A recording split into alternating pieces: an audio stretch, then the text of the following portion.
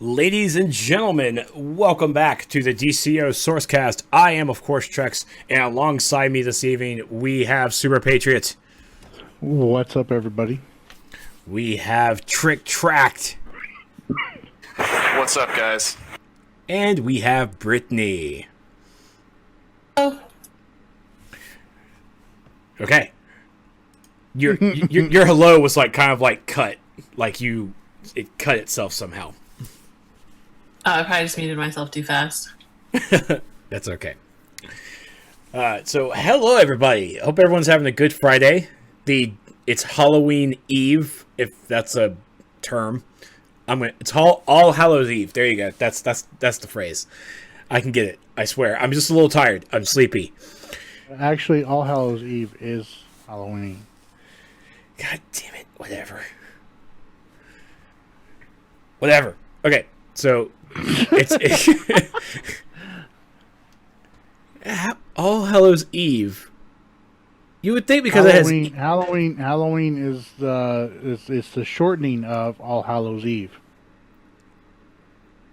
Okay, I got it. Yeah, there you go. All Hallows Eve. Thank you, Cypher. You got my back. So, as usual, if you guys want, of course, it's pretty cool. I have to say, it's nice to see 7 people online in the Discord chat, and we used it very well. Last night at the Michael Grid party, Michael Grid and I were on it. I've talked to Cypher on it multiple times. It's pretty good. It's really cool.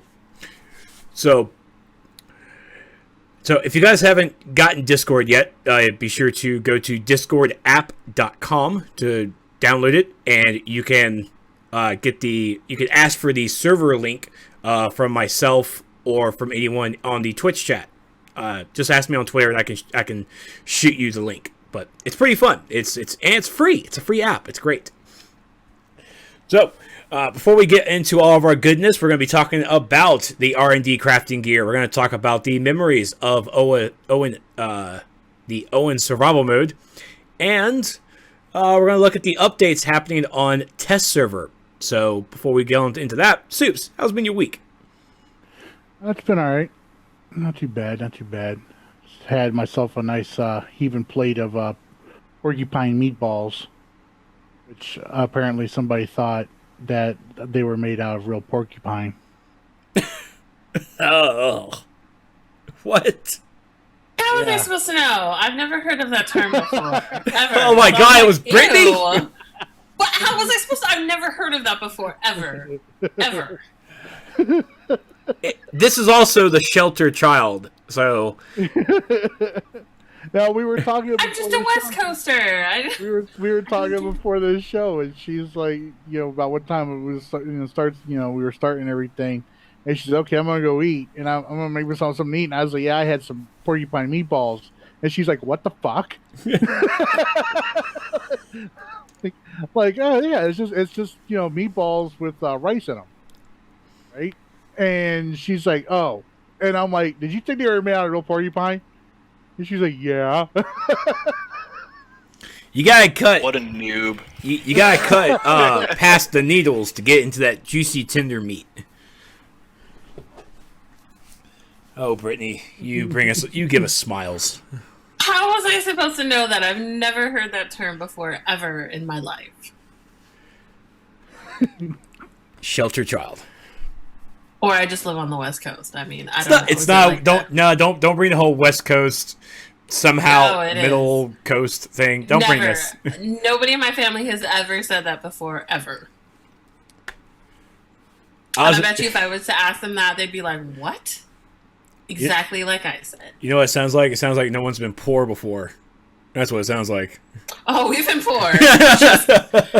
We've never had that type of meatball before. Check, I found the vendor. Go back into the tech wing, but go to the hangar, and it's on... It's on the right side hangar entrance, not the left side, like across from the Central City entrance. Yeah. Why is he in the hangar? At all. I don't know, but he should have put on the patch or the notes that he's in the hangar. Because, Maps. Yeah, anyways, he's in the hangar. Okay.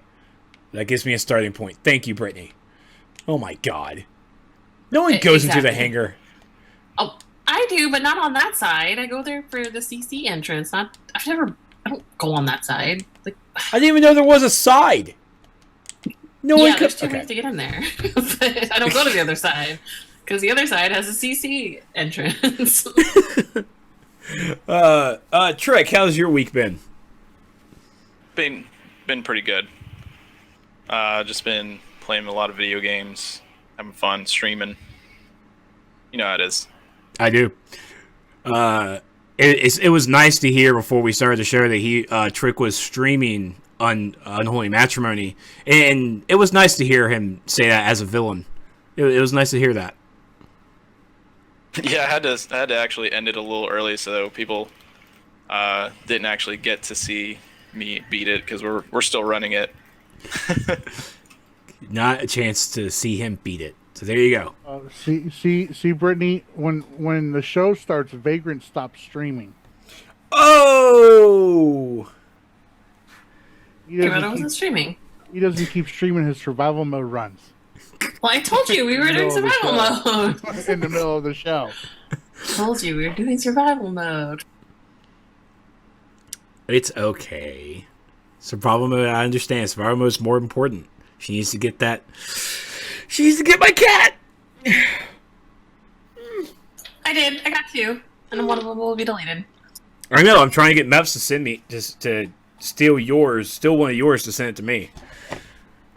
I'm trying. I'm just See, if trying. I could give it to you, I would give it to you. Because I do have an extra one. And they're not tradable, right? Need. No. You can't even trade them between your accounts or characters. So. Oh, man. I just wanted a blue eagle from that. Me too, you jerk. What are you calling me a jerk for? Because it's all I wanted from freaking survival mode was a blue eagle, and it had to be the round 20 pet. And it's like, oh my god! There's like no way. There's no way that you're. I mean, round 16 is like impossible on ads at RCR. So getting to 18 and hoping that we get the chance that somebody gets lucky to get an eagle, that was never going to happen ever. So makes me sad. Well, now I don't feel so bad. There you go. So Brittany, besides no Blue Eagle, how's your week been? It was okay. It's better now that it's Friday, and I finished my end of the year review for work, so I feel like big weight has been lifted off my shoulders. So I'm good now. I'm ready for the weekend. How has your week been? Week has been pretty good. Nothing memorable, I guess? I can't... I don't really remember anything before Wednesday. I'm not sure how that came about. Were you drunk or something, or...? No. Well, are you sure? There was one night, because I remember there was one night I did a drunk post on the forums, because I do remember that. That, I think, was like a Saturday, because I helped my friend... That's right. Kyle X, he's in Augusta now. He's on the stream, and he's also one of my Twitter buddies. He's in South Carolina now, or close to it, so we hung out Saturday a little bit. We went to go help my friend basically try to fix up her house, because she's doing cool stuff. And so we helped her do that. She's destroying her bathroom as well. Hate tile. And then I took him to his car, and then later that night I went drinking, and I got home, and I did a drunk forum post, because someone posted about the devs have been disrespectful, or there was some big word that was really demeaning towards the developers about PvP, and I had to go in there and just like, it's the devs disrespectful for players having to talk about an immunity that they didn't even go on test to test it. They just outright said no without actually playing it. That's disrespectful. Something along those lines. And I remember, I think I woke up the next morning like, I did a forum post, didn't I? And I saw I had like a whole bunch of alerts, and I'm like, you know what? It's on that PvP shit. I don't even care. I'm ignoring this. Just ignoring this. So, but yeah, maybe from wrestling on Sunday, because I got WWE 2K16. Maybe Sunday wrestling, or the wrestling I did Tuesday or something. I don't know. Oh yeah, and I'm the worst DCO YouTuber. So high five to me, right, guys? High five. Who said that? How did that happen? Yeah, how did that? I don't know the story. There's not even a story. I got someone. It was the What's New in DCUO breakdown video when they did the whole switch around for content and everything that Spill did before, of course, he got promoted and everything. And so it was that video that I did, breaking down each individual piece so players could understand what was going on, so I could explain it. And the comment was, Trexlight, I'm sorry, but you're the worst DCO YouTuber. And I was like, what? Who said that? That's it. That's some guy. Just the statement. No explanation or none whatsoever. So let me hold on. I'm actually gonna go to my YouTube channel because I have to read you my reply because Horace replied to it too. Dark Horse, thanks, buddy.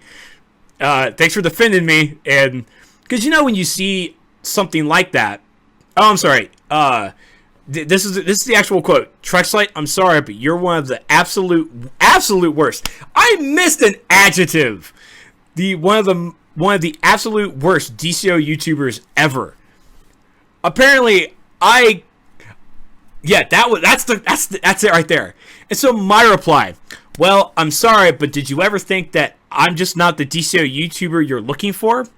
How about thinking about that before coming on someone's channel and trying to be apologetic about a condescending comment you're about to make? K.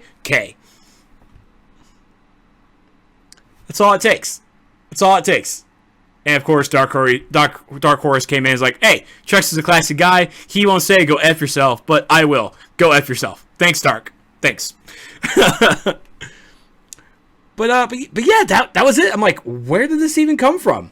I can't even explain it. I mean, I don't think I'm that bad. I'm not the best, and I don't even care. But it was just like, where did this happen? This is crazy. So yeah, I'm the absolute worst DCO YouTuber ever, and yet I'm still one of the longest running DCO YouTube channels out here since the beginning. And just because I don't have thousands and thousands and thousands of subscribers don't mean jack. It's the views.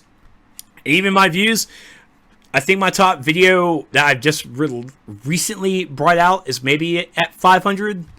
I'm like, I don't even care. 700 from the tanking and healing powers. 700. I'm okay with 700. Doesn't matter to me. I like myself, and that's all that matters. Because I do it for the 700 that watch it. I might not do it for the one person that does. Waka. People understand that, like, I post videos occasionally just because I like to do it, not because I care to get 1,000 views or 2 views. I would still post it regardless, and I feel like you would post the same regardless if you got 5 views or 50,000 views. You do it because you like to do it. And I don't think a lot of people understand that. They're just so focused on the number of, oh, so-and-so has 30,000 subscribers. That means they're better than you. Like, not really? Yeah, exactly. It doesn't really mean anything. A lot of people don't understand the way YouTube works. Exactly. In regards to viewers, subscribers, and all that, and which channels are promoted over other channels by YouTube itself. I mean, it's like it's a perfect example. I think we talked about this a couple weeks ago or something like that. So I think Trex, you brought up PewDiePie. Yeah, I mean, people like PewDiePie. PewDiePie is a perfect example of how a channel can get huge, and it had a lot to do with not just the content he was doing, because I personally don't find it very entertaining, but I know other people do, and so that's why he's gotten so big. But a large part of that is because of the smaller regions that he's had to compete in. I mean, you take into consideration, each country is considered a region. So, you take like the two biggest channels for DCUO videos. All right, Orbit, is up there, and Smile Before whoever, was up there, and he mainly got there on his DCUO videos. The main reason why those guys got so big, not knocking either one of them for their content, well, maybe Smile a little bit, but not knocking Orbit at all for his content. The main reason why those guys got so big and their channels grew past mine, when I was, uploading regularly, like daily videos and everything, the main reason was because they were both, based in the UK. Same way with PewDiePie. PewDiePie started off in Sweden, so, he didn't have that much competition in Sweden. So YouTube, the algorithms YouTube uses, promoted the crap out of his channel because, oh, look, this guy's, he's the only one doing this in, Sweden, but, a lot of his views were based off, were being, people in the United States and everything. So, keep going on with that. He gets big. He gets big on off his viewership in his region in Sweden. Then he goes to Italy, gets views off of, the region in Italy and everything. Gets promoted in Italy, and I mean that's basically how he got blown up so much. The UK, there's several European and UK DCUO YouTubers there. Yeah, and granted, DCUO is not that big of a game to be posting videos on, but those guys didn't have that many people to compete with versus like me and Trex and Vagrant over here in the US. We have to compete with everybody in the United States that's posting up videos. So, it's not based off, like I live in Ohio. I don't have to compete against, everybody posting videos in Ohio and nobody else is posting videos in Ohio. So my, channel gets promoted more. And then eventually, I get promoted across the other states more, everything. Trex and Vagrant were competing against each other just in South Carolina. The three of us are competing against everybody in the United States. Reviews. The fact that my channel got as big as it did, me and Trex's channel got as big as it did off of DCUO is actually, about the best you're gonna get. To be honest with you, as far as a DCUO YouTube channel. Guys like shoot, I'm trying to think of somebody else that branched off outside of DCUO, and I can't think of anybody that got bigger. Now, Starry Sky. Well, Starry's in the UK. He's in. Oh, he was, yeah. So, Balkan is in Germany. But yeah, so Balkan only has to compete with other German YouTubers, for promotion and everything. So that's basically that's the way YouTube works. Another thing too that people don't understand is it's not. People that this don't think it cracks me up because every time I would upload a video, immediately as soon as I upload a video, man, I had a dislike. Bam, I had a dislike. The dislikes didn't really bother me, and I know another guy who plays DCUO, posts videos regularly. He's pouring his heart into his channel, but he's not getting that much love for it. Ventus SGN, yeah, you're right, Chillcat Ventus. Ventus, he's been having this, and I've been meaning to pull him aside on it. He's been having this thing where he's not getting any likes, and people aren't stopping by and they're not liking his video. Why don't you guys like my video? You just like 1 or 2 likes and everything. It doesn't matter. The likes don't matter. If you want any proof of the likes don't matter, go look at Rebecca Black's first Friday video. Oh my God. Dislikes far exceeding the likes on that video, but it's got millions of views, right? And it's not just the views that matter. The views don't matter the most either. It's how long they view the video, right? That's the main thing that YouTube has been promoting off of. They used to promote videos off of how many views they had. So just by clicking a video just once, and you may watch it for 2 seconds and then click off of it, that still counts as a view. right? That still counts as a view. That's why they, for the longest time, everybody remembers, they had those misleading thumbnails and all that. You'd have those hot chicks on there, and everything like that with the thumbnail on.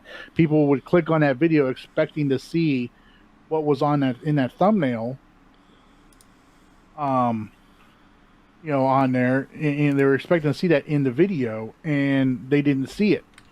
So, they would, stop watching, but they would watch the whole video for it. But so YouTube stopped basing what they were promoting on based off of how many views you got. Instead, they promote based off retention of your videos. That's why videos, if people posting up videos of like Brittany's doing the smart thing with her survival mode videos, because she's only posting up the one round. Right? You're gonna get higher retention that way. If she was to post up the entire, rounds 1 through 17 of survival mode and all that, you're gonna see the retention on that video, slowly peter out, as it goes on. Not many people are going to sit there and watch all the way through that video. So, it's so retention is the biggest thing. Honestly, the best video you can put out on your channel right now is a video that shouldn't last more than 5 minutes. Shouldn't last more than 5 minutes, and it needs to be engaging for all 5 of those minutes, or else people are going to just stop watching. Unless it's a guide, a guide where you are doing a serious guide the entire time during that video, or if it's a story that's engaging. That's basically it. For more YouTube tips, be sure to head over to Today's House Corner over at youtube.com/Today's House. Well, all in all, great information. Tell me more. I need to know these thingies. Now, the one thing I started doing is, like, for the Bombshell Paradox raids and for Unholy Matrimony, because they are like 2-hour-long raids, I could have split it up between boss fights, but I wanted to show the length of time that I did that raid in trying completion. So what I did in the description is actually I set the time codes for each individual boss fight and each individual attempt that we did. So if you're going to have like an hour-long video, if it's over 45 minutes, you really needs to have you need to put time codes in your video to show when the important points of the video happen, to allow your viewers to watch what they want to watch. For long videos like that, yeah, that would be a good thing.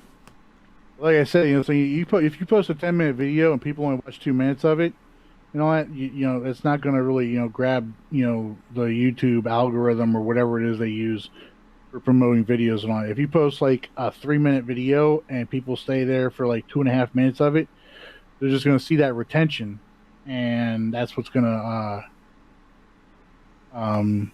that's what's going to get YouTube to promote it more.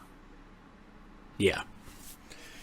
All right. So let's continue on with some forum news. Not really forum news, but it's whatever I want it to be.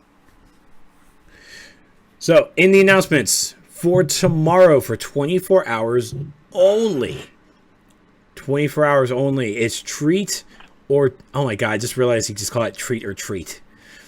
So, treat or treat. For 24 hours only, they increased the rare... There's a trick in there. Yeah. They increased the rare drops just for this Halloween. So, for the EU, it's going to be... And this is...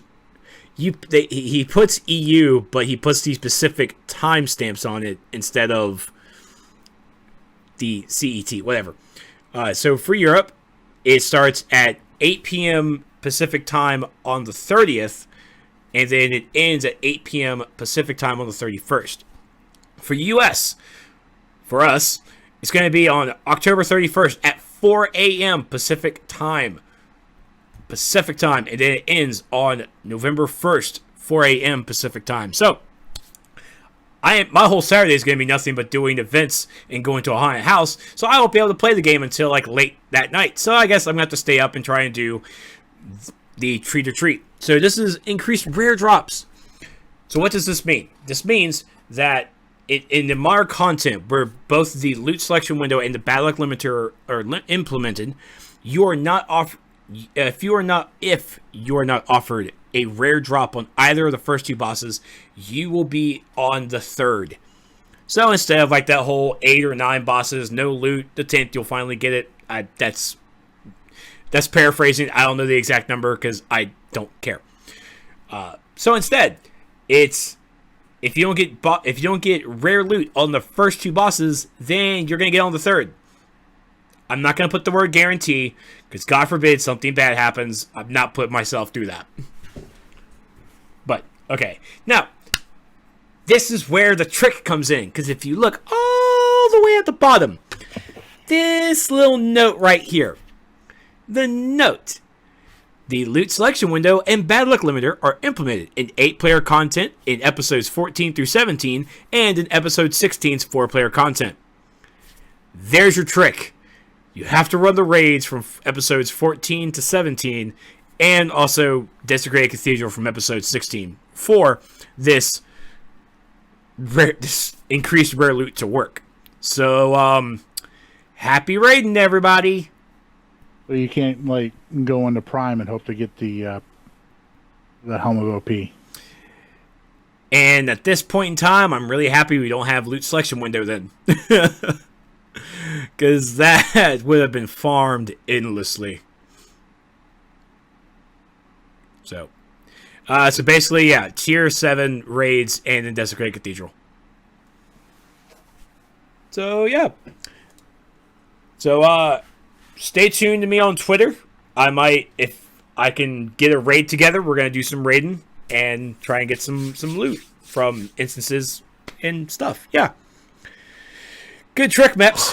Good tricks. I think this was a Pez Fedora moment, though. I think he did this like a jerk.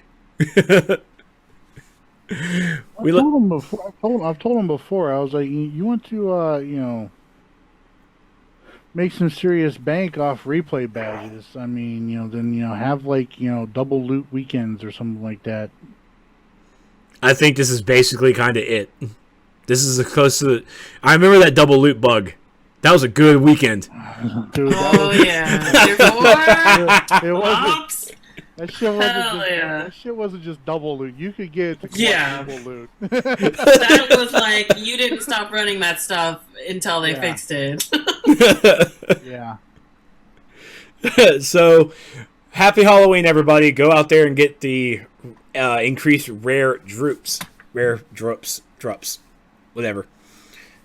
Yeah, and I think didn't we have Meps on the show shortly after that? He was on the call. No, he was on the show. And he was actually on the show. And I remember telling him, I was like, I'm just saying, man, I never used replay badges before. I may have used a few that weekend.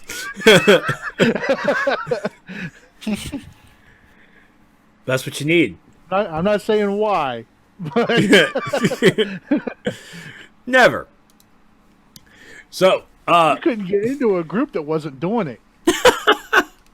Seriously, you could not get into a group that wasn't doing it. So, tomorrow's server hotfix is going to implement the reduced bad luck limiter to 2 for Halloween. Details are right there in that link. For general, they fix a spawning bug that can sometimes spawn players outside of safe zone locations. Temple Vices and Shadowlands, basically. So, yay, PvP fix. Tier 7 R&D loot will appropriately drop for non-members that own episode 15, 16, and 17 in 15 through 17 content.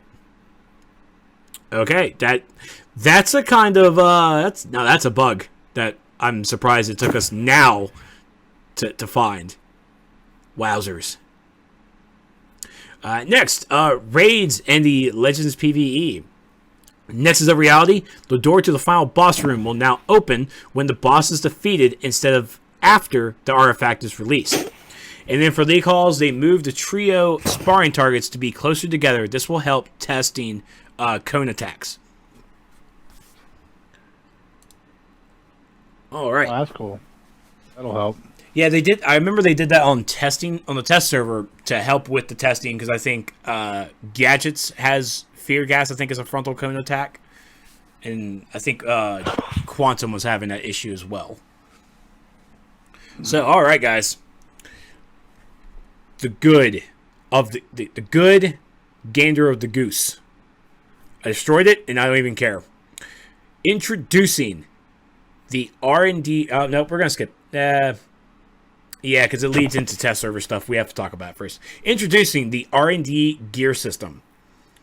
R&D Gear System. So, this has been something that I think all of us, except for Vagrant, have been like on our edge of our seats about because we've known about it and we just couldn't say anything.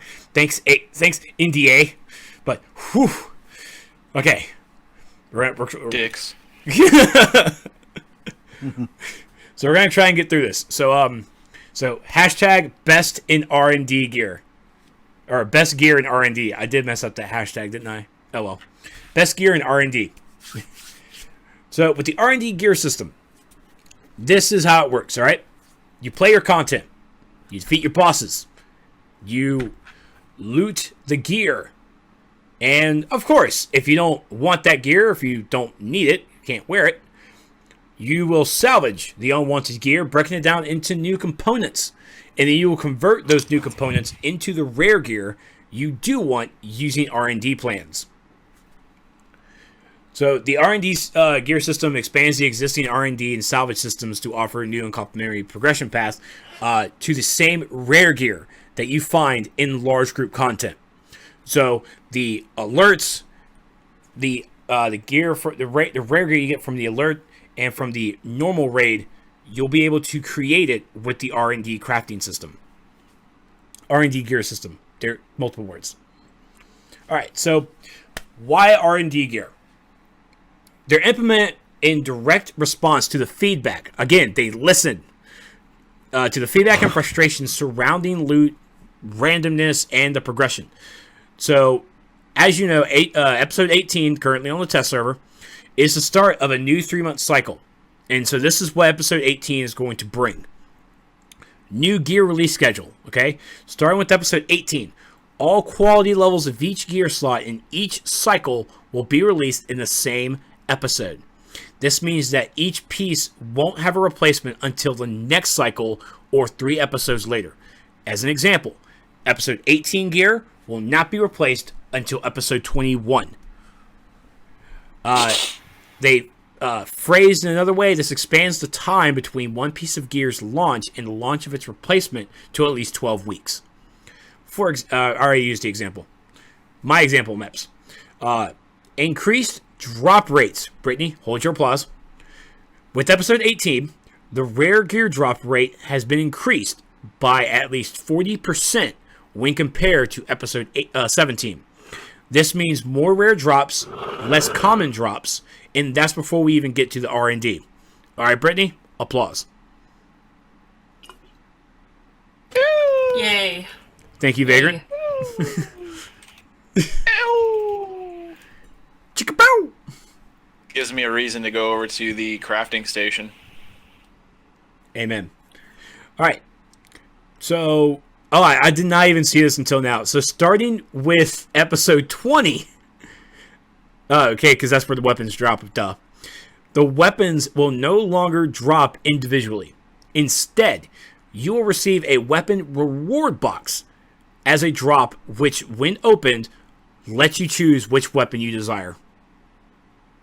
Now that deserves a round of applause. Yeah, that should have been in game long time ago.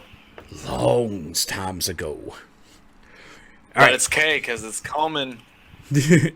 In 2 months. That means that they need to be retroactive with that as well when they go back and add the new loot system to everything in the game. Agreed. Completely agree. So vendor gear stays the same. All right. No changes have been made to the vendor gear cost, or vendor gear progression requirements. All right. So love you, vendor gear, but there's nothing to change. You know why, vendor gear? Because you're perfect and we don't have to change perfect. Thanks, Vendor Gear. Thanks. But I'd like getting the one-hander before Brittany did, though. Me too. Even though I never used it. Why the buck not? Plenty of shields and salvage them. Ooh. Yeah. It was great. Yeah. I know what most people are gonna do when this launches, though, right? You have no idea how many materials I got from her during Origin Crisis. Say, hey, got another shield. Here's some simple. See, now I'm kind of happy you can't salvage a pet now, because I do not want new. What was it, new or Lee? It was Lee. It was Lee, but I can just make a video of it, and then you can just replay the video over and over and over. Well, I'm really happy you can't salvage pets, because I don't need Lee salvaging the red kitty and try sending me the mats. All right, here's your red. We're just gonna delete it. Wipe it from existence. Don't give me just some. We got some simple material from the red cat we destroyed. It was kind of weird. But no, just delete it. Yeah, just delete it from existence. Not like it needed a good home, Lee. It needs a home, huh? You just don't delete sheltered cats. That's cruel. I'm gonna get PETA on your ass. No, wait, no. That means you get Pamela Anderson. No, you're not gonna get. No, I'm not gonna reward you with Pamela Anderson Lee. Okay, not doing it. Dude, she's got Hep C, dude. That's not a reward. It's controlled. It's manageable. No. You can still get it from her. It's not a reward. All right? Oh, in that case, I will be sure to send Pamela Anderson to you, Lee. All right, so with the R&D Gear System was built into the response. So let's actually see why they did this. All right. So what you said as a community, I'm not gonna say we because I didn't say any of this because I didn't care. I'm a glass kisser. What can I say? So what you said, you get frustrated when you complete an instance, but feel like you've made no progress. I feel like I could do a commercial about this. One of those old-timey black and white commercials. But you made no progress toward your goal of rare gear when you receive common drops. What we've done with the R&D Gear System, common drops now progress you toward rare gear. So progress is guaranteed with each boss. And you know how many bosses you need to get that next piece of gear. But you get frustrated when you are striving for that last piece of gear, and you don't know, but you keep getting the rare drops you already do have. Even worse, you know that, while unlikely, it is possible that you will never ever get that last piece. With the R&D Gear System, what's that? Like the 123 feet? Like the 123 feet. 123 feet. Well, Brittany, with the R&D Gear System... 123 legs, that's the only piece I'm missing now. Oh, and neck. Well, with the R&D Gear System, you can now create that last piece of gear that eludes you. And you can... you can do it for a predetermined amount of components. You know for certain that you will eventually be able to obtain that last piece, even if your luck never turns your way. 123 feet. But you get frustrated when you feel like you must play just one piece of content to progress onward when there is so much other new content to play. Yeah, get out of that norm, people. That's just stupid. Well, with the R&D Gear System, all content and gear drops in your current 3-month cycle progress you toward the rare gear from that cycle. Every solo, duo, alert, OP, and raid. But you get frustrated hunting your preferred weapon and having to play with some other weapon or an older, worse weapon until you find the one you want, shields. With the R&D Gear System, you can create outright the weapon of your choice as soon as the episode it is included in launches. Haha. So now we have to look at, how does it work? All right, well, step 1. You salvage green, blue, and or purple gear for some number of gear scraps, all right? The green gear returns the lowest number of scraps, while the purple returns the highest. I mean, that's no duh. Step 2, using an R&D plan, create fused scraps from a certain number of gear scraps, which I'm going to hop on test server and we will definitely be taking a look at it. Hopefully I actually didn't DQ. Did I DQ? Or DC, I mean? Nope, I'm still here. Good. I moved around, going back to screen.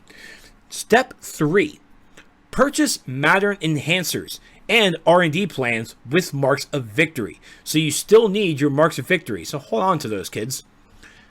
In step 4, using the correct R&D plan, combine the appropriate number of fused scraps and matter enhancers to create your desired piece of rare gear. And yes, this created gear is exactly the same rare gear you find as a drop. So, and we have a nice little diagram here. So with the diagram, you got the X is your number, right? That's your number that we have to look at. So you have X number of fused scraps plus X number of matter enhancers that cost X amount of marks equals rare slot piece. Now, please understand, this is not one of Spittle's graphs, but it's still a good graph. Very simplistic graph, all right? We're going to get there. We're going to get there. All right, so what to R&D? So we have, here's the full cycle of the cycle dropped and created gear looks like, okay? So month 1 is the drop or R&D is going to be chest, back, legs, and waist. For month 2, the drop or R&D created gear is going to be helmet, hands, feet, and shoulder. Now with month 2 though, the R&D only, this is the only piece that you can get, is face. So the only way to get a face item is either you go to the vendor or you have to go to the R&D only. You have to create it. And then month 3, for dropped in R&D, it's neck, trinket, utility belt, and weapon. And then for R&D only, it's going to be the rings, ring 1 and ring 2. So your face and the rings are the only items you have to go to the R&D vendor to actually create. If you want the rare styles. Or if you're lucky, you get them as drops. No, I'm sorry. They're not drops. Silly me. You can only create them from R&D. That's the only way you get them. Either from R&D or from vendor. So, I would just go with vendor. And, you know, if you want to spend them on it. Because also understand that face and rings are kind of the cheapest items from the vendor. Now, I also wanted you guys to take a look at this as well. Month 1, 2, and 3. The drops are four pieces each.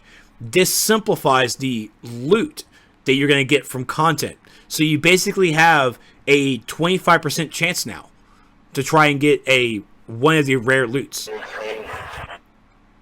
My math is probably wrong. I don't do math very well. It's a problem.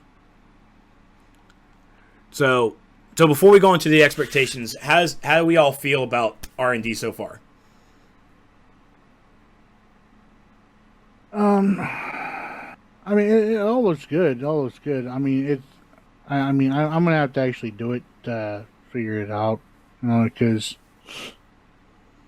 you know, I don't really go off, you know, I mean, the way they describe things is one thing, but sometimes, you know, I need to actually do it to understand it better. Yeah, everything looks good on paper. It's a lot simpler when you do it versus how it's explained there. It's really simple. I was messing around with it on test, and it's much simpler than I think the whole thing makes it out to be in terms of actually crafting the item. It's not that bad. So yeah, and once we're done with this explanation, we're going to go hop into the test server to actually see the pricing and how the creation process goes. Yeah. Oh yeah, it's way easier to figure out. Now, with the expectations, I'm not really going to go into too much of this because all of this is kind of like how they see the different scenarios that players can go with. I definitely recommend going into the thread and reading it. Give it a good look through. There is about maybe now 20 pages. I also recommend using the SOE post tracker. The Daybreak tracker or whatever it wants to be called, to actually see where Meps and Pez Fedora kind of responded to everything, so you guys can get a good look of everything. There's also an FAQ as well. So, and a lot of the stuff in the FAQ answers a lot of players' questions. So, now there are concerns. There are concerns from players, and it was basically over the cost of everything. Someone actually also compared it to this is a new form of symbols for the content. No, Jesus Christ. Oh, they did. They certainly did. And in all honesty, it kind of is, because I say kinda. I mean, just I use that very loosely. With your R&D crafted gear, the crafted gear is locked to a cycle, right? So with this launches, I believe, with episode 18, or we're crossing our fingers that it does. It's going to launch with episode 18. With episode 18, 19, and 20, this is where you're going to get your crafted gear for this cycle. So the rare gear in episode 18, 19, and 20 is the lifeless set that is inspired by Blackhand outfit. So when episode 21 comes out, episode 21 starts a new cycle. That's new rare gear. And episode 20, 22, and 23 are going to have their own. They're going to have their own special scrapped material. So it's going to be locked to those three episodes. Just like for this, it's going to be locked to these three. So, and also understand this, that episode 18 will have a certain amount of material, a certain amount of certain amount of scraps you have to use. Episode 19 is going to be more than 18, and episode 20 is going to be more than 19. The cost is going to increase because you are gaining another set. You're gaining 2 more instances to run to get the green, the blue, and the purple gear. So the material cost is going to increase. Now, of course, how much does it increase? Don't know yet. We don't have episode 19 on the test server yet. Yeah, we don't know. Yeah, we just don't know yet. So, and players are worried that when episode 21 comes out, it's going to be they want to hoard their mats. They want to hoard the mats to carry over to episode 21 instead of having to start fresh. Well, sadly, you're gonna have to start fresh. There's no hoarding mats because that gives a disadvantage over players who because in that mindset, then you could kind of rarely use your material from episode 18, 19, and 20 and just save all of it, and then just when episode 21 comes out, blow all of that material on episode 21 gear and just skyrocket and kind of just trivialize the content from in there. They don't want that, and because no one wants that. I don't want that. You know what would be awesome though is if they were to introduce an R&D plan where you could turn simple material, so many simple material, and it would have to be a lot, into scraps. Wouldn't that be just the amazing thing to do? Please. That or so many simple material into complex material. Yeah. That would be nice too. Or like exobytes or something. We need that. We definitely do. So, and also, the plans are not account bound, or the scraps are not tradable. So, when your character has it, it has it. What does this mean for alts? Well, it kind of puts you in a bind if you love all your alts and you want to use the R&D system. Remember that the R&D gear system here is not a direct route to rare gear. It's not a direct route. It's an additive. It's an addition to. It's the way to get the piece that is not dropping for you. A supplemental. It's a supplemental. I think that's what people are missing, though, is that R&D gear isn't replacing you running content. Exactly. In fact, you gotta run content more. Right. It's to replace that one piece that I couldn't get the feat forever. So, in turn, running all of that content I would have had enough components to make the feat because of all the stuff that I ran and still couldn't get the feat. So it's not you don't have to run raids or you don't have to run anything else. It's just a way to get that one piece of gear, or I guess two if you're really unlucky. But the better route would be to actually run the raids or alerts to get the gear. And it also makes, and really it gives us a reason what to do with all the green gear. Because episode 18, we're going to get that green gear, and it's going to be, well, at least for me, for some of my slots, yeah, upgrades, woo, it's going to be great. For some players, it's going to go, oh, wait, do I really want to replace my elite gear because I want my affinities, or do I want this green gear? I don't know. And all of this green gear now that we get is going to go straight to salvaging. It's going to go straight to the R&D gear, because you can now get all your scraps. It's going to be great. And salvaging with the salvaging the greens and blues and everything for scraps still counts towards your salvaging feat. So if you don't have it yet, this is going to be a perfect system to help you get it. Isn't that right, Trex? Yes. My question is, when you like get these people, you get like simple and complex and the scraps, or are those two separate things? We don't know right this time, because on the test server that I gotta get to, they do not have the salvaging implemented yet. I thought somebody said that though, that you got the scraps in addition to everything else. I believe you do, but at least to eyes to see, it's not implemented yet on the test server. Oh, okay. Yeah, that's why we have the box of metalloid scraps as a box.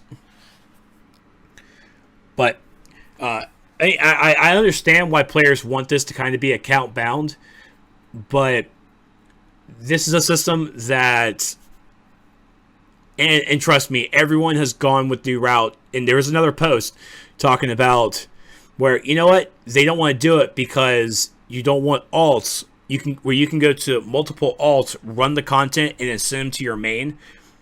There's no quote-unquote monetization behind that, where the main can just use replay badges and just get the scraps that way. If you want to be that kind of conspiracy theorist, sure, why not? Yeah, the company wants you to spend money. I'm sorry, it's a business. I know there's people there that would run content on their alts and filter the stuff up to their main or anything like that, but I'm not saying, and I'm not saying that I wouldn't do that either. I'm thinking of more of a way for help catch your alts up. I really wish they would implement something to where you could do hand-me-down gear. Yeah, and it's I think Meps even posted. He said something along the lines of, I don't want to paraphrase Meps. That's just bad news bears for me. Let me actually go to the staff poster, because I think it should be up here at the top. Whoa, they are all up in those testing discussions. I tell you what, all up in it. Let's see. Not sure if I can probably find it. But running alts is, this system that they have implemented right now is designed for a character. It's a player's choice to run alts, and just understand that playing an alt, this system is not designed for alts. It's designed for characters. So if you do it for one character and you want to do it for another, well, just understand it's going to take the same amount of time for that other character. So, but even so, you may not even have to use or craft any gear if you're able to get with the upped drop rates. I mean, you could run an alt through a raid and get 3 pieces that you need right off the bat. Granted, I don't know how often that happens, but you could at least get 1 or 2 pieces or something. I mean, you may not even have to use the R&D until episode 21 or something, when a couple pieces actually have to be crafted. But by then, I mean, you should still be able to salvage some of the stuff to get what you need. So I don't know. Yeah. I don't have problems with my alts getting geared. It's just they're not 143, and I don't really care about that, but they're high enough to get into the next. I mean, the three alts that I have that I'm talking about the one that I haven't really done anything with since, ever, and they're like at, 53 CR and stuff like that. Like my villains, I would love to be able to like take like, I've got that Earth Tune in your league, and in your villain league, I'd like to be able to take my old gear off my tank and put it on him, so and then just buy his skill points. Unlock feats for his skill points, and that way you guys got another tank on the villain side or on your villain league or whatever. my one mental tune, because like I've got a tune for like each right now. Yeah. And some of them are on the villain side, and I've had those tunes since like launch. Like I don't want to delete them because I've got the back from the hack, and I got the hoodie on them and everything like that. So I don't want to delete those tunes. But like it's like my only mental and ice tune and earth tunes are on the villain side right now, and I'd like to be able to play some stuff with them and maybe run stuff with you guys on the villain side or whatever. I don't know. All right. So, like I said, the R&D Gear System is in the developer discussion thread, or just developer discussion section. The thread's up to 20 pages right now. You could use the staff post tracker to see what the developers actually said in those threads, or you can just read all 20 pages because all of it's actually really good information to have. All my quantum here in the chat, but think of scraps like the CC hood or something. You run your alt to get another chance to get the gear, so why not a compound? This may maybe help the broker. Again, the CC hood is an item that's kind of like a iconic item that can be spread to everyone, and mainly people just use it for a style because the hood itself is kind of just trash at some point. But again, the scraps will not be account bound. If you want to work on an alt, that is a player decision, not a developer decision. And developers made the system for a character, so it's not alt friendly. But at the same time, we have to see what the 40% increase to the loot drops looks like. But it encourages you to run like the content on all your tunes. I mean, it does. I think people are too hung up on the fact that they think that they're going to somehow gear up faster by doing the R&D crafted gear, and that's not really the case. The case is they want you to run all the content that's relevant to you. If for some reason you can't get that one or two pieces that you need, you would run all that content, you would get all those items, you could salvage them, get the materials, and then craft the piece that you're missing over a certain amount of time. It's not that you use your alts to get all the materials, craft the gear, and then you have all the gear within a week. That's not necessary, without even having to run a raid. That's not what they're trying to do. It's just another option for you to gear if you're having bad luck, or if you do want to go that route and just craft all the gear and you're a player that doesn't necessarily do raids, or maybe you just do raids once in a while. I mean, it's going to take you a lot longer, but you can get that same gear that everybody else has without necessarily having to raid constantly. So I think people are kind of missing that point. And the thing is, people need to look at this a little bit more smartly too. Is it's like we've been saying, it's not a way to, it's not a preferred way to gear up. This is a way to get a piece that you or have not been fortunate enough to get yet from regular drops. So the smart player, I want to emphasize this: the smart player, all right, will continue to play the content, all right, in hopes of getting that drop, and in the meantime, they are earning their, they're getting their scraps and they're building up all this material. So, in the event where, say, by the third episode, say you haven't gotten that piece yet, you can make that piece, or say you do have that piece, well, you've got all these scraps and materials built up to where you can, say like, you want to go ahead and you want to get that, that hand style, the day one. You want to get that that hand piece, or or the feet and everything day one, so you don't have to worry about having to farm or grind to get that drop.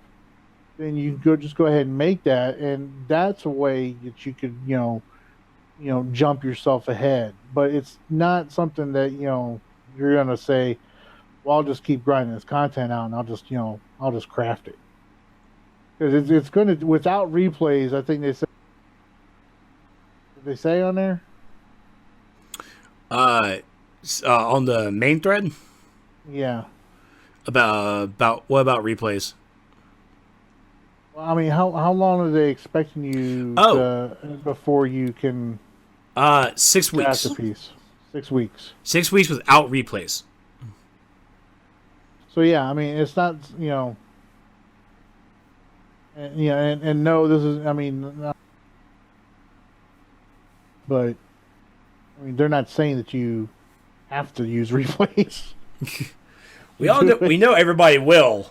Once again, anybody who says that they're being forced to use replays, to gear up in this game, I want them to send me a picture of one of the devs holding a gun to their head, making them use replay badge. It's like, use replays, or the family dog is gonna get it. Yeah. We'll do this, man. You got a cat too? We'll paint it red. We'll delete it. We'll do it. Yeah. I'm suddenly in the mood to make a freaking meme of John Malkovich now. Nice. Con Air. All right. So let's talk. Let's look at the PC server hotfixes for the week, and then we're gonna hop into the test server so we can see about this R&D stuff. So on the PC test server from the 27th, for Atomic. And by the way, Spord has been vocal, very vocal, making replies to players about Atomic. This is going to be, he's working really hard with the players to get this going. So, with density and mass density, should now work properly after you have been countered. Fracture's power cost has been reduced, which is Fracture's the Sharuken, the teleport Sharuken uppercut. And then something big for tanks. The Quark Gluon Aura now grants 10% damage absorption in tank roll while not blocking. For episode 18, The Blackest Day, they tuned the difficulty of Hank Henshaw and Black Can fights in both normal and elite. And then for Prime Battleground, they fixed a crash that would occur when loading into the raid. So, how we feel about the 10% damage absorption for tank roll for Atomic?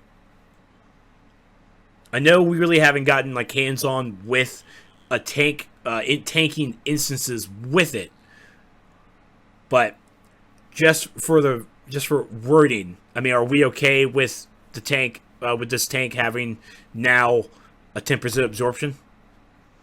Yeah, I think it's good. I think people were really concerned about that aura and what it did. So, at least for tanks, because I had a hard time trying to figure out what the awesome thing was having that aura up. And I think that helps a lot, so I think it's a good change.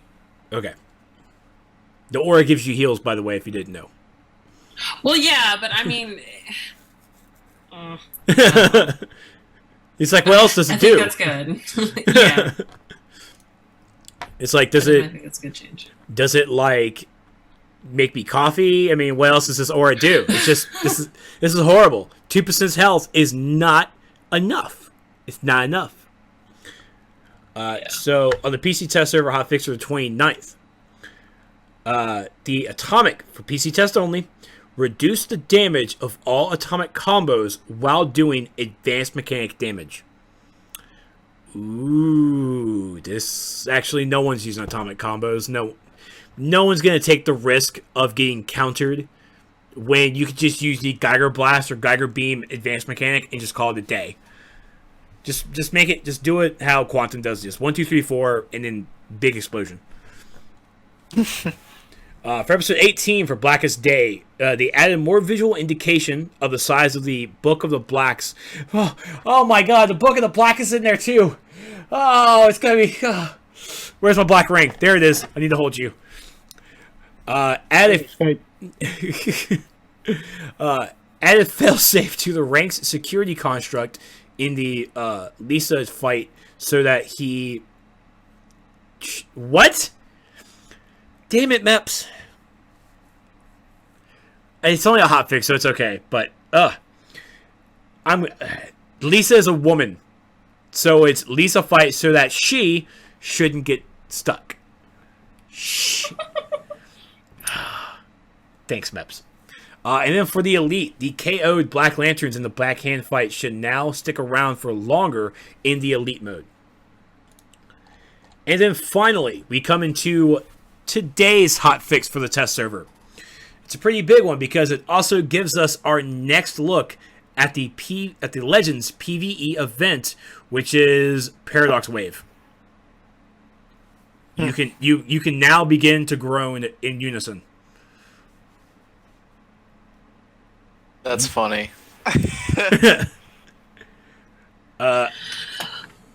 Brittany, our thoughts? Well, hopefully they didn't troll us with Nexus, because Nexus is really pug friendly. It's probably the most pug friendly Legends PvE. Surprisingly, even with the split, it's still very pug friendly because I pugged like the last, 6 of my checklists that I needed and was able to get it done very easily. So I'm hoping that Docs is the same way. But I do hope that you can do EO, because if you can do EO, then I'm just going to do EO with my league mates. But would you do EO with pugs?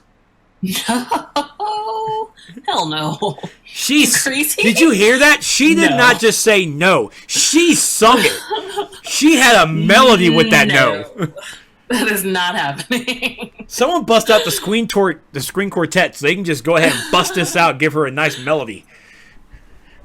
Damn. So, but there's the thing, it's like, I'm going to have to start ticking on the bus. Tickum was like, if you are not doing EO, then you're not doing it right. And she says she'll be disappointed. And I don't care if I get in trouble. That was really funny for her to say. Like, well, it's I don't want to be disappointing someone, but I'm not planning on doing EO whatsoever. I don't even do EO in Paradox Wave at rating right now. I have never done it. I think I tried once and we failed. So I was like, you know what? Screw it. We're not doing that again. But yeah, EO is still a tough fight. It still is a tough fight. But I am curious to see how it goes in a 4-man Legends. Yeah, I'm going to be playing Lex Luthor so hard. It should be fit. Like I said, if they could be trolling us with the Nexus one, and then Paradox is really hard or something. I don't know, but like I said, if Nexus was any indication, I imagine Paradox will be very similar in terms of difficulty and should be very pug friendly. And if it was at that difficulty, then we should be able to do EO. Because we can do EO now. I mean, people can solo it now. So if they make EO a feat for this freaking Paradox, it's not. Then this is going to be introduction of Legends PvE Elite. Ah. It's not a feat. We already checked. But here's the thing, though. Even though it's not a feat, can you still do it? That's what I'm hoping that you can. Here's the thing. If it's not a feat, why would you try? Because it's faster to kill them all at the same time than it is to close all the tunnels. maybe you don't have to close all the tunnels. Maybe all you have to do for Legends PvE is just go in there and beat the tyrant. That would be lame. That would be funny. No, that wouldn't. That would be amazing, and I would get all my Legends PvE feats done. Stop it! Stop! Yep. And I think me and everybody else would. So that would be amazing. It's funny though, because so many people would complain because they'd be like, "I can't do it. Why is this so hard?" Because I will admit, Nexus is like one of the most pug-friendly PvE legends to date. But people can't seem to notice the certain mechanics that are still in the freaking raid, or in the instance. Like I'll be fighting Ninja Batman in the one room where you get the blue aura around you. No one seems to notice that when they have that, it's stunning everybody else, or there's a robot that stuns you, and you can't break out of it, and no one seems to care, or that in the room when you need to split. You need to freaking kill the robots at the same time. If they made it'd be so funny. I want it to be hard. Okay. So, the R&D Gear System is on test server right now, of course. This is what can be tested, okay? They have a test. Salvaging is not currently on the test server. It's not implemented yet, so they're still working on it. So if you're on the test server, which again, the test server is open to all players, doesn't matter. All you need is a PC, a free Daybreak account, and then the PC test server client. Sign in, and you're good to go. You don't have to be legendary. You just have a PC, have a free Daybreak account, and then just go into the game and have fun. That's all it is. Just have fun. All right, so on the test vendor, you can purchase a box of metalloid scraps. The metalloid scraps stack at 999 in your inventory. Please, SJ, this is me pleading. Let this be real. Let that be the stack limit for scraps. Remember our inventory space. Please, in your heart of hearts. I want that stack limit for everything, by the way. Everything. Be amazing.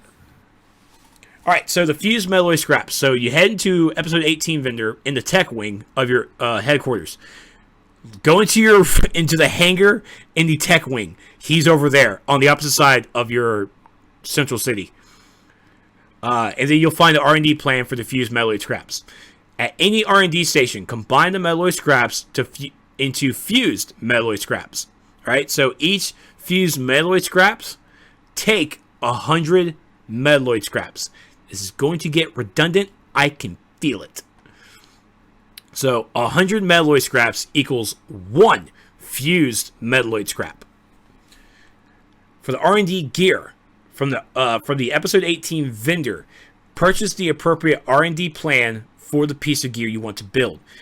Purchase the appropriate number of matter enhancers from the same vendor, and then at any R&D station, use the R&D plan to combine the correct number of fused scraps and matter enhancers to build your gear. So, these are some notes. So, metalloid scraps to stack 999 in your inventory. Please let that come to life. For the love of God, please.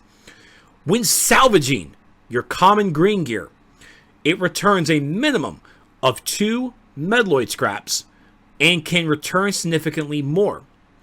The uncommon blue gear returns 4 and can significantly increase or return significantly more. And then the rare purple gear returns 6 metalloid scraps and can return significantly more. And remember that month 1, episode 18, includes the R&D plans for chest, legs, waist, and back. Alright, so please note that the inventory icons are placeholders, and then the salvaging for the scraps is not implemented yet. For Atomic, the 10% of damage absorption while in tank roll from the aura will now show in the correct effects menu. Gadgets, correcting an issue preventing the superpower crit bonus from applying.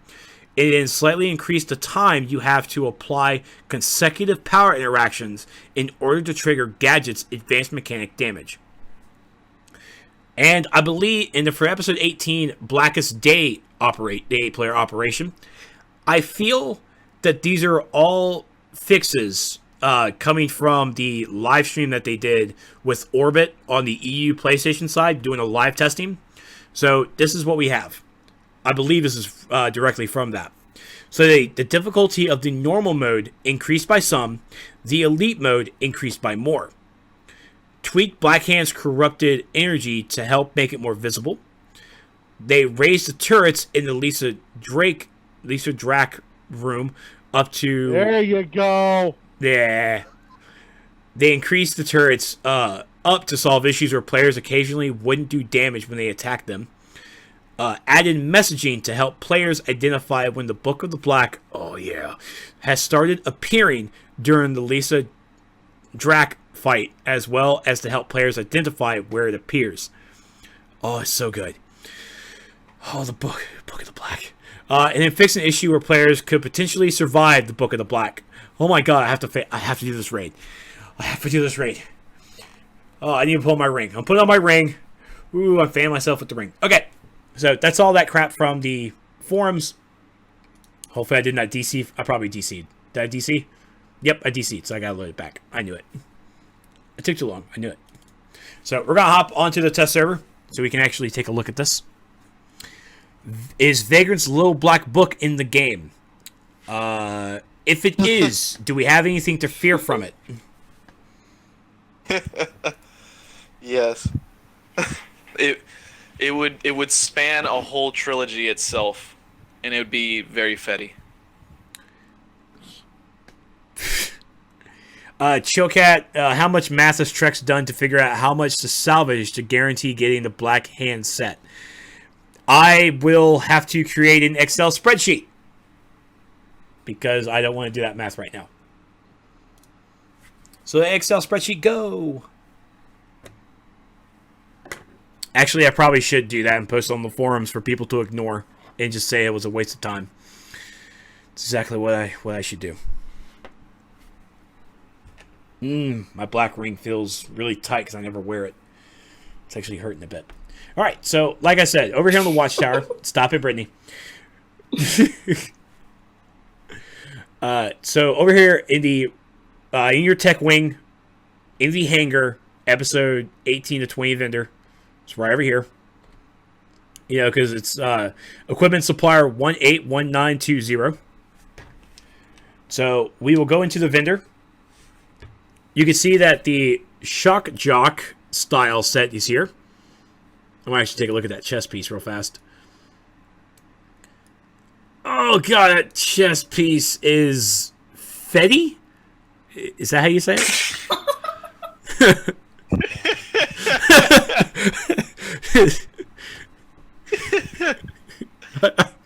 Are you sure? I don't know! It's cool, alright? It's cool. Alright, so when you scroll down, you'll find the plans for the unattuned lifeless cape, pants, waistband, and tunic. These are unattuned. So, yes, they are unattuned gear that you're going to get. Alright, so we are going to... so, as you can see, the cape is 30 marks of victory, where the back piece is 40. The pants is 45. Pants are normally 60 on the vendor. Not really sure how they came up with this math. And I'm not sure what the percentage is. The tunic is 45, or the chest piece is 45, so it's 60. Okay. So, it's not 50%. I don't know. I don't feel like doing math right now. But anyways. So, I'm going to go ahead and pick up the pants. I think I actually picked up chest and pants. Yeah, I picked up the back piece. And I picked up the pants. So, let me refill my marks. And go back into the vendor. So scrolling down, you're going to see the plans for the fused metalloid scrap and your matter enhancers. So let's actually, because I picked up, there it is. All right. So I have my fused scraps, and let's open up the actual good box. So I have actual scraps to mess with. So it gave me 500. Gave me 500 Metalloid scraps. I have 1,000. I have 999. Trex, you should repair your gear. Really? Thanks, Brittany. You're welcome. It's not. She keeps me on my toes, guys. Best relationship I've ever had. And your inventory. You should clean that up too. Stop it. It's test server. I don't care. You don't care about the live server either. Right, I was saying, what's the difference? I do care about live server. You catch me at a bad time. You catch me at Every the... day is a bad time. Every day is a Okay. bad time. Your inventory is messier than my daughter's room. How dare you, sir? Oh, How dare you? Yeah, if she heard me say that, she'd be upset. All right, so looking at the fuse scraps, like I said, it takes 100 metalloid scraps to make a fuse scrap, and I can actually go ahead and create. I can create 5 scraps, 5 fuse scraps. Okay, so looking at the cape and pants, it looks like the episode 18 gear. It looks like it's going to cost the same amount of mats. Am I correct on that, Brittany? I don't know if you bought all of them or not. I did, but I think I think some of them are different, but I'm not sure because I don't remember. Okay, let me go and buy the other ones just so we can have a clarification on them. It's number 15. I think one of them But were 15. I think you're right. I don't know. Let's see. Waistband and tunic.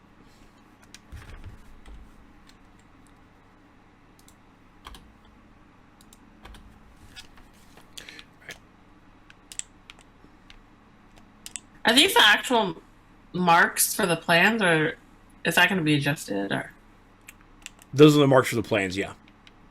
that's final? I want to say yes. Oh.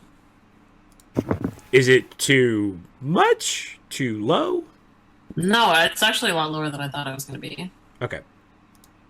Okay, yeah, How much so... does it cost for matter enhancer? the matter enhancer... 5. It was 5, yeah. Okay. Which will be nice because I've been Captain Marks for a while now, so it'll be nice to have something To mark the mark sync? yeah, every once in a while, like when I get close to capping. Okay. Alright, so for here, we got the cap, or I'm sorry, we got the cape, the pants. The tunic is 15 metalloid scraps, 15 fused scraps. Oh, okay. And the waistband, the pants, and the cape, they're all the same. So only... That's odd. Yeah, so only... these material might change. I'm not sure. I would hope so. 1,500, and you're only supposed... How many scraps you get per green, blue, and purple? The green you get 2, the blues you get 4, and the purple you get 6. But there's also Yeah, this that's- off chance that you would get more, though. Like, there's a Yeah. chance that you can get a higher amount. And we don't know what that amount is yet, because we can't salvage anything, but it would be interesting to see what that is. Yeah, I mean, again, it's supposed to, without replays, and if you play 5 days a week, it's supposed to be like 6 weeks. So, math-wise, I if you understand. read everything you could every day within your relevancy, you'd get about 50 to 100 scraps, I think.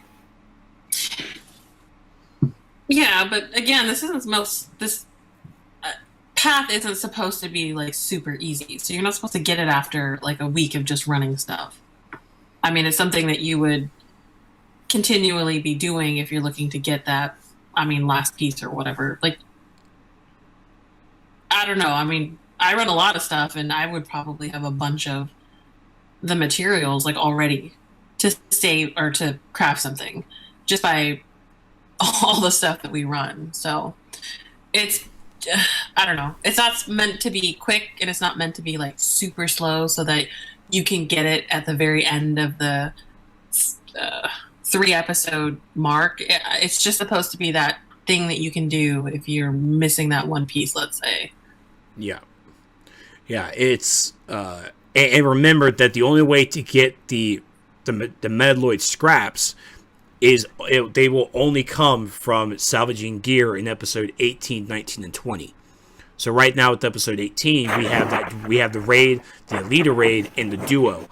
Only the gear from that episode will salvage into the scraps that we need.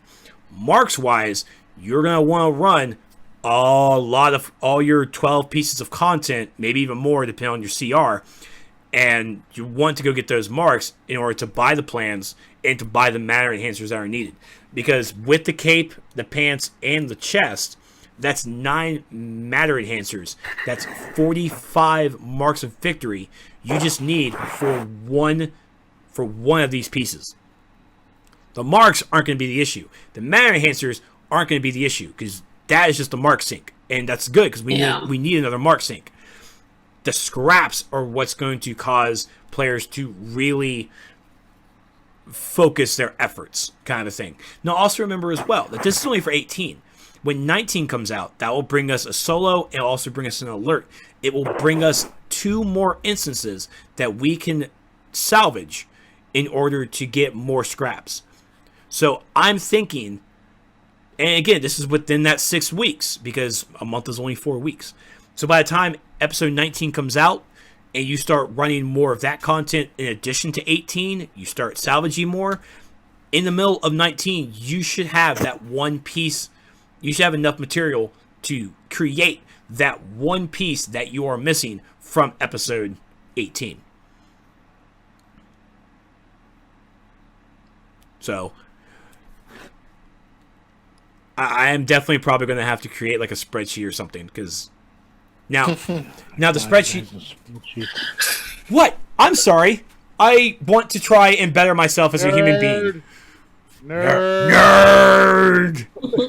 So what's the style for these unattuned lifeless pieces of gear gonna be? The same gear you get from the raids, from the rare gear you get from the raids and the alert. This lifeless tunic and cape, it is the Black Hand inspired gear. It is the same it's the same style, it's the same stats, it's the same item level. Someone throw Vagrant a towel, please. I still don't understand why the matter enhancer is more for the chest than it is for the... It's not the matter enhancer, it's the scraps. The scraps. Yeah, it's 15 fuse scraps. Now, with this being on test, that might be a bug. Might be. Either they need to make it all the same, or I can understand if it's a chest and the legs would be the same because it's more. I will the concur. Chest and the legs and the shoulders and the head have always cost a little bit more than the other 4 pieces, but it's just odd that the chest is 15 metalloid scraps and everything else is. But is it 9? What is it? It's not. It's the fuse scraps for everything else is 4. Wow, that's weird. It is. 15 seems excessive. 15 does seem excessive because it's the first episode to come out. I think dropping all 4 of them to 4 would benefit more. Then when you get to episode 19 I can see 15. That's a huge leap, by the way, but I can see it. Doesn't mean I'm going to like it. So I think keeping episode 18 R&D gear, this crafted gear here, they all need to be the same scraps. They all need to be 4s. Because it's still going to take a while just to get 400 scraps. It's going to take a while. And at the same time, just like Grid mentions, on the vendor itself, the chest and the legs, they cost different than the back and the waist. Each of these items, the back and the waist cost the same. The legs and the chest cost the same. So now we need to look at marks wise, they all cost the same. Good. That's great. Great prices. I'm really shocked by the prices. Because at the same time, they're just plans. But when it comes to the scraps, all of them need to be the same. All of them need to be 4.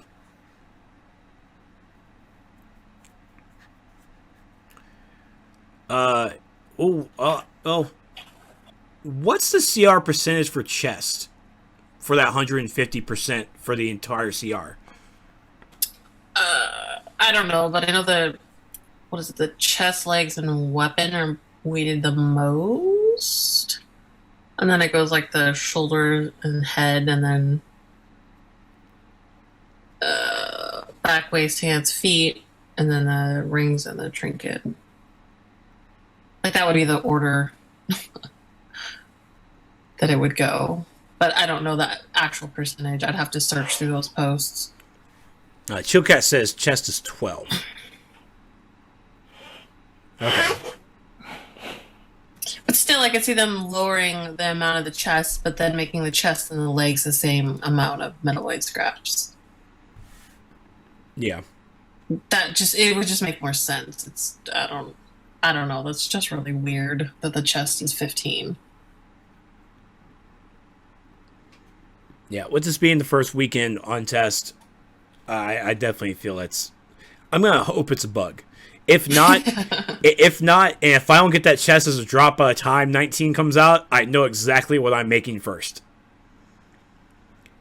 And at the same time, the chest piece is the actual one I want because it has the logo on the chest, but it also has on the back. That cape is so badass. What was the mark cost for the chest plan? Do you remember? What was it? The mark cost for the plan for the chest? 35. No. I remember 35 was a price. Let me go look. We will go look again. Flying. Stopping. All right. So the cost, the cape, the back piece is 30. The pants is 45. The waist is 35, and then the chest is 45. Okay. Yeah, so the chest and legs are the same. That makes sense because the waist or the back is usually always the cheapest, no matter. It's 40, yeah. For all vendor, yeah, it's always the cheapest. So, I mean, for the back and the waist, it looks like they just dropped it by 10, and then for the chest and back, they dropped it by 15? Yeah, they dropped it 15. So the head would be 40. I mean, I'm guessing they're just going to go by increments of 5. Yeah. And I would think that the shoulders would probably be 35 as well, or they're going to make it 40. And everything else should be 35. Yeah.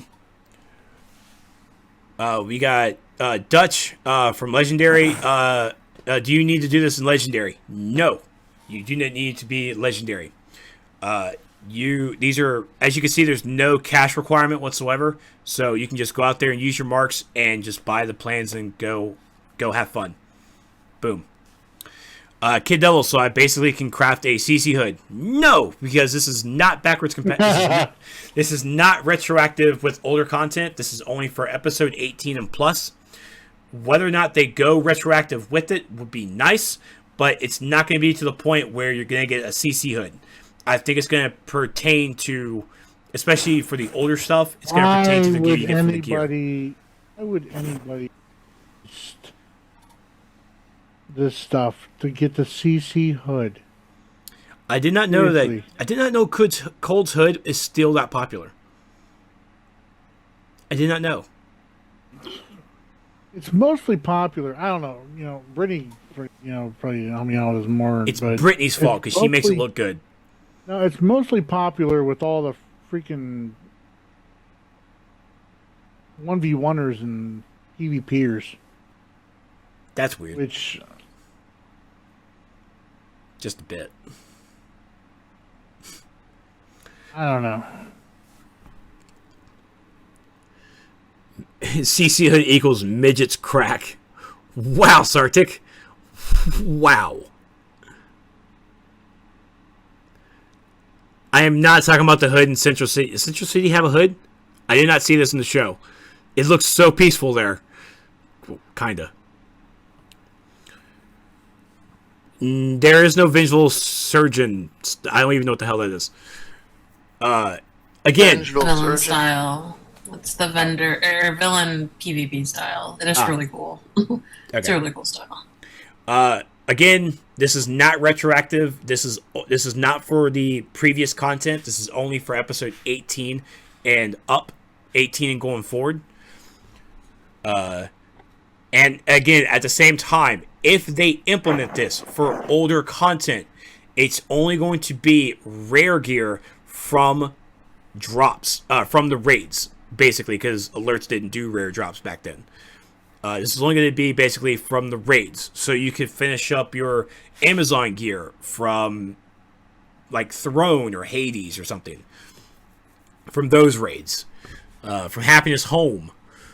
You can finish out the rare styles from FOS, those kinds of things. But yeah, that's if they go retroactive. Why? Those are just examples. They could it wouldn't be the same. I was just listing examples. Can I show the style for the new gear? Well, I would have to create it, and I wasn't planning on it. But yeah, I'm not gonna show it. I was just gonna show what you all needed and everything. That's basically it. So actually, let me go back. Let me go back to the table.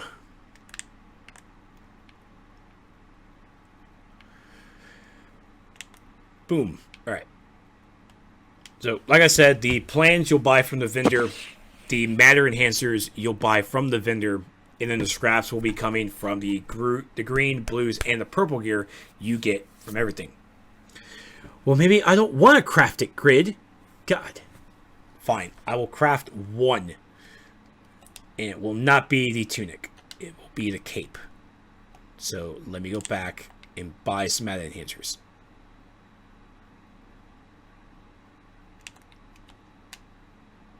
Okay, Mep's already answered this in the thread. He said the chest should be 4 fused metalloids, the waist should be 7 matter enhancers, and the back should be 6 matter enhancers.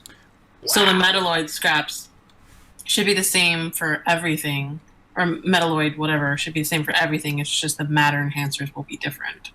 Oh, okay, that makes it better. Yeah, that makes way more sense then. Makes it way better. Yeah. It's still really fast, though. I mean, if you only need 4 fused metalloid, that's, what, 400? Yeah. Per piece? That's still actually a lot faster than... I don't know. You can get that gear pretty quick. Not that quick.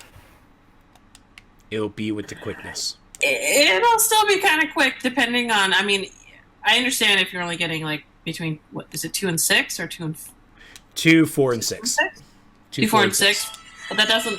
Well, it also doesn't take into account that extra that you could possibly get when you're salvaging this stuff too. And we don't know the actual price or amount that you're getting. So I mean, what if it's like 50 or 60 extra, or I mean 10? I guess that would just determine how quick it actually is. Herald I need to get of 60 Black. extra. I'm just like throwing a number out there. I mean, like, what if you could? That's a lot. Oh, it'd probably be a +1 or 2. So as in a green can give you 2 to 4, blue can give you 4 to 6, purple can give you 6 to 8. I doubt it would be that much of a threshold. I don't know. Say never with this game. It still requires a lot of work and effort out of the player, which is good. It gives the player something to do and something to strive for. Most of. Nothing wrong with making it to where a player will want to earn and want to play more content if they have the ability to earn that gear, even if it's not from the drop.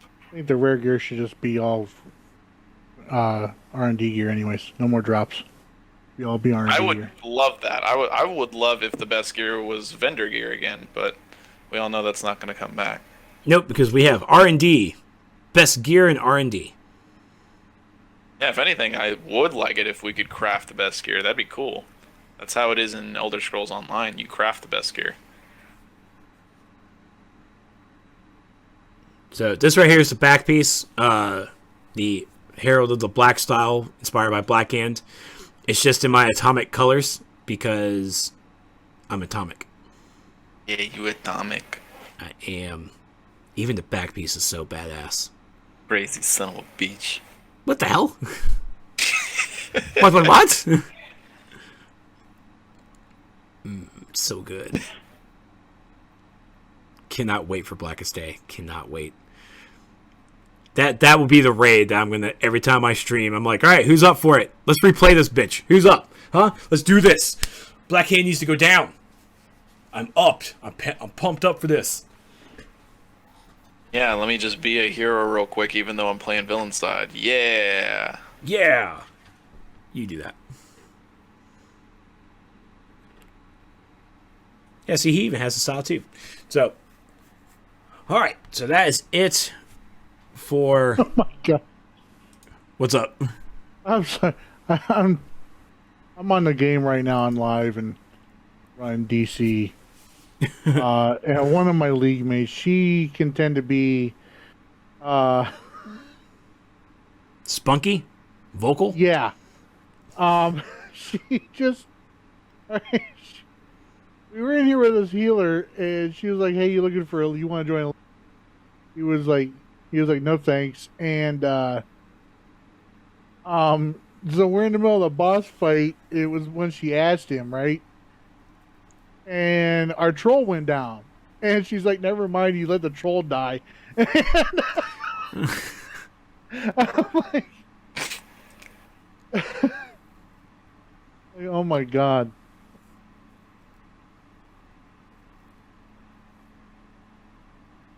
Anyways. So mean. Yeah.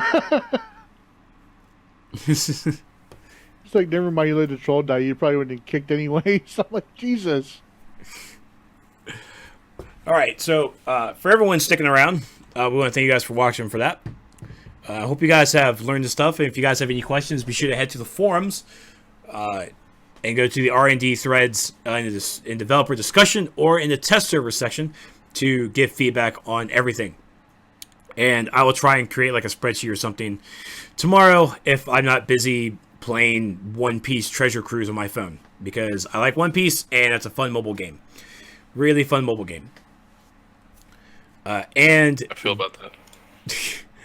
it's good. It's time consuming too. So we do have a giveaway. Raph Prime was nice enough to pay it forward because he won a $20 PSN card last night at the 3rd annual Halloween party, which was fantastic. Justice Girls showed up in full force of costumes, and Then Run Like Hell came out as well and rocked it. A lot of great players, a lot of great leagues. Good to see a lot of league participation last night. It was really good. Not One Piece, One Piece. Brittany is not okay. Well, she is kind of OP, but that league does not have anything.